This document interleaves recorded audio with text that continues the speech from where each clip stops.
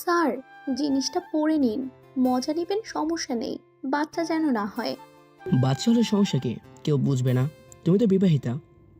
বাচ্চা হওয়ার জন্য তো আমার স্বামী আছে। আপনার দরকার মজা করার, আপনি শুধু সেটা করুন প্লিজ। আচ্ছা দাও। তোর বউয়ের নাভির নিচের তিলটা অনেক সুন্দর। রাসেলের মুখে এই রকম কথা শুনে পুরো শরীর কেঁপে উঠল জাহিদের। নিজের চোখে যেন বিশ্বাস করতে পারছে না ও। এসব কি বলছে রাসেল? ও কি স্বপ্ন দেখছে? বেস্ট ফ্রেন্ড হয়ে এই ধরনের কথাবার্তা? এইসব ভাবতে ভাবতে জাহিদ রাসেলকে বলে উঠল, কি বলছিস এসব তুই? ঝিনুকের নাভির নিচে তিল আছে, এটা কিভাবে জানলি তুই? না জানার কি আছে বন্ধু, এটা এখন শুধু আমি নয়, পুরো পৃথিবীর মানুষ জানবে। রাসেল, এবার কিন্তু বেশি হয়ে যাচ্ছে। কি বলতে চাচ্ছিস তুই? তেমন কিছু না, তবে নিজের বউকে দিয়ে এরকম যৌন ব্যবসা না করলেই পারতি। কত টাকা লাগবে তোর? আমি দিতাম। জাহিদ আর নিজেকে কন্ট্রোল করতে পারল না। রাসেলের শার্টের কলার চেপে ধরল। রাগে ফুসফুস করছে জাহিদ। মনে হচ্ছে রাসেলকে এই মুহূর্তে খুন করে ফেলবে। মুখ সামলে কথা বলবে। আজকে তুই আমার বন্ধু বলে ছেড়ে দিলাম, অন্য কেউ হলে এখানে মেরে পুঁতে ফেলতাম। আমার ঝিনুকের সম্পর্কে এতটা বাজে কথা, তোর কি একটু আত্মা কাঁপলো না? জাহিদ স্পষ্ট লক্ষ্য করল রাসেল কাঁদছে। রাসেলের চোখ দিয়ে টপ টপ করে বৃষ্টির ফোঁটার মতো পানি পড়ছে। এই অবস্থা দেখে আরো কৌতূহল হয়ে উঠল। কি হয়েছে রাসেল, প্লিজ বলবি কিছু? এখন রাত কয়টা বাজে আর ঝিনুক কোথায়? ঝিনুক এখন অফিসে, আর এখন তো রাত প্রায় 11টার কাছাকাছি। এত রাত করে ও অফিস থেকে ফেরে, এর কারণটা কি কোনোদিন জানতে চেয়েছিলি তুই? একবার জিজ্ঞেস করেছিলাম, তখন বলেছিল অফিসে অনেক কাজ থাকে, তাই আসতে দেরি হয়। বাহ, অনেক সুন্দর। অফিসের নাম করে রাতের বেলা কি সব করে বেড়াই জানিস তুই? মানে কি? তুই কি আমাকে বিষয়টা ক্লিয়ার করে বলবে? ঝিনুক আর ওর অফিসের বসের পর্ণ ভিডিও ফাঁস হয়েছে। হোয়াট? জাহিদ অবাক হয়ে গেল। হাঁ করে এক দৃষ্টিতে তাকিয়ে আছে রাসেলের দিকে। এক মুহূর্তের মধ্যে সবকিছু যেন এলোমেলো হয়ে গেল। ঠাস ঠাস করে দুইটা চড় মারল রাসেলের গালে। জাহিদ পাগলের মতো হয়ে যায়। আমাকে মেরে ফেল, কেটে ফেল, তবু আমি কিচ্ছু বলবো না। আমি যখন প্রথমে ভিডিওটা দেখি, নিজের চোখে আমি বিশ্বাস করতে পারছিলাম না, কিন্তু এটাই সত্য। তোর কাছে কোনো প্রমাণ আছে? হ্যাঁ, এই দেখ। রাসেল ভিডিওটা চালু করে জাহিদের সামনে ধরল। সেখানে স্পষ্ট দেখা যাচ্ছিল ঝিনুক আর ওর অফিসের বস। নিজের মুখ চেপে ধরে জাহিদ। এইসব ও কি দেখছে? এইটা দেখা আর শোনার আগে কেন মরণ হলো না জাহিদের? জাহিদ চিৎকার করে বলে উঠল, আমি এটা বিশ্বাস করি না, এটা হতে পারে না। আমার ঝিনুক কখনোই এমনটা করতে পারে না। এখন তো দেখলি কতটা নিচে নেমেছে ঝিনুক। ঘরে নিজের স্বামী থাকতে অন্য পরপুরুষের সাথে না জানি আরো কত কি করছে। চুপ, একদম চুপ। ঝিনুক সম্পর্কে আর একটা বাজে কথা বললে আমি ভুলে যাব যে তুই আমার বন্ধু। ঝিনুকের মুখে না শোনা পর্যন্ত আমি কিছুতেই বিশ্বাস করব না। তুই চলে যা এখান থেকে। রাসেল চলে গেল। মনে হয় কিছুটা কাটা ঘায়ে নুনের ছিটা দিতেই এখানে এসেছিল রাসেল। এত কিছু হওয়ার পরও জাহিদ একজনের জন্য অপেক্ষা করছে, আর সে হলো ঝিনুক। ঝিনুককেও প্রচণ্ড বিশ্বাস করে। রাসেল ভুলে ওর মোবাইলটা ফেলে রেখে চলে যায়, কিন্তু জাহিদ মোবাইলটা ধরতেই ভয় পাচ্ছিল। হৃৎপিণ্ড কাঁপছিল অনেক জোরে জোরে। আসুন এই মুহূর্তে ছোটোখাটো একটা পরিচয়ে আসা যাক। মাত্র 3 মাস আগে ঝিনুককে বিয়ে করেছে জাহিদ। বিয়ের 1 মাস আগে থেকে পরিচয় ছিল ঝিনুকের সাথে। মূলত 1 মাসেই ওরা একে অপরকে চিনে জানে এবং সব শেষে ভালোবেসে ফেলে। আর এই ভালোবাসার জোরেই তাদের মধ্যে বিয়েটা হয়ে যায়। জাহিদ একটা প্রাইভেট কোম্পানির ম্যানেজার পদে 6 মাস আগে জয়েন করেছিল। ছোট কালেই বাবাকে হারাই ও। পারিবারিক অবস্থা অতটা সচ্ছল না হওয়ায় কোনো রকমে একটা চাকরি জোগাড় করেছে, ভালো পোস্টিং। আর চাকরিটা পাওয়ার সাথে সাথে বিয়ের জন্য উঠে পড়ে লেগে যায় জাহিদের পা। শেষমেশ ঝিনুককে বিয়েটা করেই ফেলে জাহিদ। এই রে, ইতিমধ্যেই ঝিনুক চলে আসছে। আসুন বাকি পরিচয় গল্পের মাঝে মাঝে দেওয়া হবে। ঝিনুক বাসায় ঢোকার সাথে সাথে জাহিদ ওর সামনে গিয়ে হাজির। দাঁড়াও ঝিনুক, কোথায় ছিল এতক্ষণ? সচরাচর এইরকম প্রশ্ন করে না জাহিদ, কিন্তু হঠাৎ করে আজকে এইরকম প্রশ্ন করায় কিছুটা অবাক হলো ঝিনুক। কোথায় ছিলাম তুমি জানো না? না, জানি না। আজকে তোমাকে বলতে হবে তুমি কোথায় ছিলে। তোমার অফিস প্রতিদিনই 8:30-এ ছুটি হয়, আর বাসে আসতে আসতে কেন 11টা বাজে? এই প্রশ্নের জবাব দিতে হবে আজকে তোমায়। জাহিদ, তুমি ভালো করেই জানো যে আমি একটা অফিসে পরের অধীনে চাকরি করি।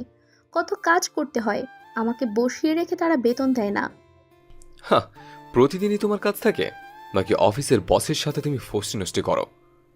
জাহিদ, নিজের ঘরের বউ সম্পর্কে এত বাজে কথা বলতে একটুও মুখে আটকায় না তোমার? না, আটকায় না। এটা কি? হ্যাঁ, জাহিদ ঝিনুকের সামনে ভিডিওটা তুলে ধরল। এক নজর দেখেই ঝিনুক চোখ বন্ধ করে মোবাইলটা ফেলে দিল। বাকরুদ্ধ হয়ে গেল ঝিনুক। এরপর কি আমি তোমাকে বিশ্বাস করব? নিজের চোখেই তো প্রমাণ দেখলে তুমি। বিশ্বাস চুপ, একদম চুপ, জাস্ট সাইলেন্স। আমার তোমাকে কিচ্ছু বলার নেই ঝিনুক। যখন রাসেল আমাকে প্রথম ভিডিওটার কথা বলে, আমি ওর গালে কষে দুটো চড় মারি। তারপর যখন ভিডিওটা চোখের সামনে ধরে, তখন আমি বিশ্বাস করিনি। আমি অস্বীকার করেছি। এটা কোনোভাবেই তুমি হতে পারো না। এখন তোমার কাছে একটা প্রশ্ন, শুধু বলবে যে ওটা সত্যি কিনা। ঝিনুকের চোখের পানি গাল বেয়ে অঝরে পড়ছিল। হ্যাঁ, আসলেই তো ওটা ঝিনুকই, কিন্তু এই নির্মম সত্যটা কিভাবে জাহিদের সামনে স্বীকার করবে ঝিনুক? তার তো এই পৃথিবীতে বেঁচে থাকার কোনো অধিকারই নেই। এইসব ভাবতে ভাবতে ঝিনুক যে উত্তরটা জাহিদকে শোনালো, সেটা শোনার জন্য জাহিদ মোটেও প্রস্তুত ছিল না। হ্যাঁ, ভিডিওর ওই মেয়েটা আমি। ছি ঝিনুক, ছি, এতটা নিচে নামতে পারলে তুমি? জাহিদের কথা শুনে অনবরত কান্না করে চলছে ঝিনুক। কি উত্তর দিবে সেটা ভেবে পাচ্ছিল না ও। ঝিনুক জানে যে ও অনেক বড় পাপ করে ফেলেছে। আমাকে ক্ষমা করে দাও জাহিদ, এছাড়া আমার আর কোনো উপায় ছিল না। কিসের উপায়? অফিসের বস আমাকে চাকরি থেকে সাসপেন্ড করতো যদি না আমি তার সাথে। ব্যাস, অনেক হয়েছে, এবার থামো। তোমার চেহারা দেখতে আমার ঘৃণা করছে। একটা নষ্টা মেয়ে। ছি, তুই এই মুহূর্তে চলে যাবি আমার বাড়ি ছেড়ে। জাহিদ, আমাকে ভুল বুঝো না প্লিজ। বিশ্বাস করো, চাকরিটা বাঁচাতে হলে এছাড়া কোনো পথই ছিল না আমার কাছে। কেন? তুই বিষয়টা আমার সাথে কেন শেয়ার করলি না? আরে, মান সম্মান ইজ্জতের চেয়ে কি চাকরি বড়? ঝিনুক দৌড়ে এসে জাহিদের পায়ে পড়ে যায়, অনেক কান্নাকাটি করে, অনেক ক্ষমা চায়, কিন্তু কোনো রকমেই জাহিদের মন গলে না। গলারও কথা নয়, এইটা চেয়ে সেই ভুলে নয়। নিজের আত্মসম্মান নিয়ে খেলা করা। জাহিদ ঝিনুককে একটা লাথি মারে।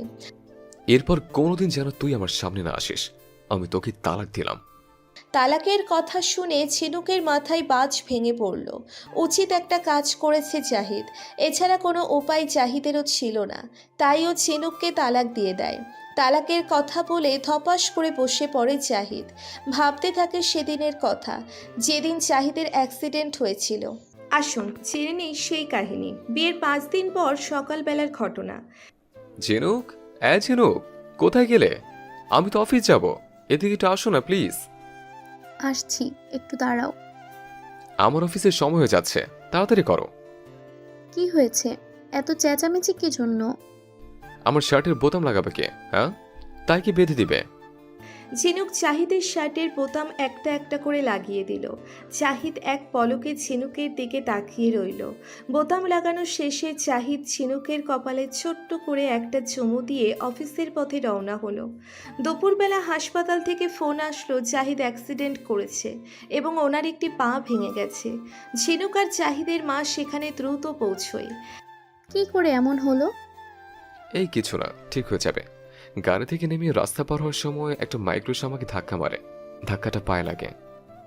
দেখে চলতে পারলি না? আজকে যদি তোর কিছু একটা হয়ে যেত? মা, তুমি তো ভেঙে পড়ছো কেন? আমি কি ইচ্ছে করে এমনটা করেছি? সব ঠিক হয়ে যাবে। 1 সপ্তাহ পরে জাহিদকে হাসপাতাল থেকে বাসাতে আনা হয়। পরদিন সকালবেলা জাহিদের নামে একটি নোটিশ আসে যে তার চাকরিটা চলে যাবে যদি না সে কালকের মধ্যে অফিসে জয়েন করে। জাহিদ অনেক চেষ্টা করে, স্যারদের সাথে যোগাযোগও করে, কিন্তু কোনো কিছুতেই রক্ষা করতে পারে না চাকরিটা। এদিকে সংসার যখন অনেকটা অভাব অনটনের মধ্যে পড়ে যায়, তখন ঝিনুক সিদ্ধান্ত নেয় কিছু একটা করতে হবে। জাহিদ, আমি একটা চাকরিতে জয়েন করতে চাই। মাসে 15,000 টাকা মাইনে। ঝিনু, তুমি কি পাগল হয়ে গেছো? তোমাকে কেন চাকরি করতে হবে? আমি আগে সুস্থ হয়ে নেই। একটা চাকরি চলে গেছে, তো কি, আরও চেষ্টা করব। কিন্তু সে পর্যন্ত কেমনে সংসার চলবে? তুমি আমাকে মানা করো না প্লিজ। জাহিদ আর কিছু বলতে পারল না। মনে মনে ভাবলেও এখন পরিবারের আর্থিক অবস্থা খুব বিপর্যয়। এই মুহূর্তে যদি ঝিনুক সংসারের হাল ধরে এতে ক্ষতি কি? যেহেতু জাহিদের চাকরিটাও চলে গেছে, তাই সব কিছু ভেবে চিনতে জাহিদ ঝিনুককে অনুমতি দেয়।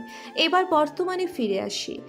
কি ব্যাপার, তুই এখনই বাড়ি ছেড়ে যাস নে, নাকি তোকে আমি ঘাট ধাক্কা দিয়ে বের করবো?